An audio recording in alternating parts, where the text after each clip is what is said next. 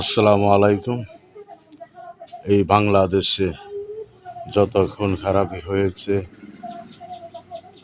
এই বাংলাদেশে স্বৈরাচারী শেখ হাসিনাই সব খুন খারাপির পিছনে এই 17-18 বছর সে করেছে। সে বাংলাদেশের একজন একজন ইসলামীর নেতা, জামাত ইসলামীর আমির ছিল।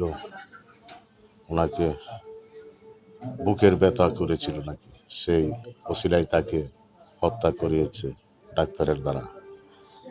অনেক কিছু করিয়েছে, জামাত বিএনপির নেতা কর্মীদেরকে রাজাকার বানিয়ে ফাঁসির কাস্টে ঝুলিয়েছে।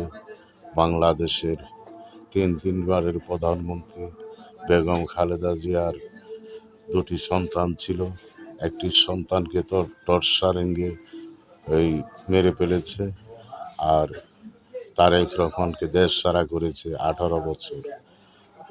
আওয়ামী লীগ সহ 14 দলের নেতাকর্মীদেরকে বলছি, তারেক জিয়া যেমন 18 বছর দেশ ছাড়া ছিল, 18 দুগুণে 34 বছর পরে তোমরা দেশে আসার চিন্তা ভাবনা করো।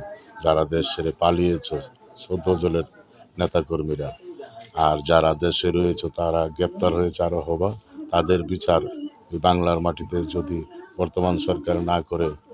আমাদের তারেক রহমান বলেছে বহুদলীয় সরকার গঠন করবে, তখন তোমাদের ছেড়ে দেওয়া হবে না, তোমাদের বিচার একদিন না একদিন হবে।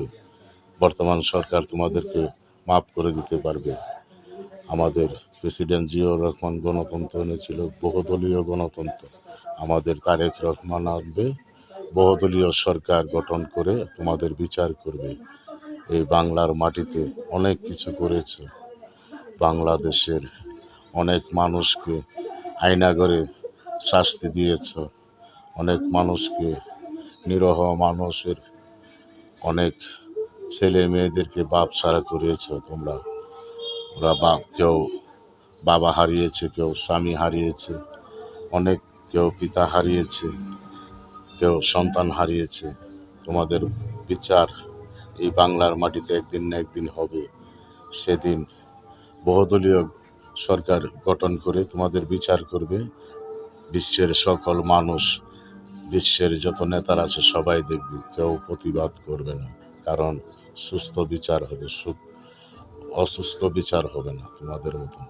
তোমরা তো করিয়েছিলে একদলীয় শাসন, সেই শাসন হবে না, বহুদলীয় শাসন হবে, তোমাদের বিচার হবে, তা তোমাদের পক্ষে হয়ে কেউ কথা বলবে না।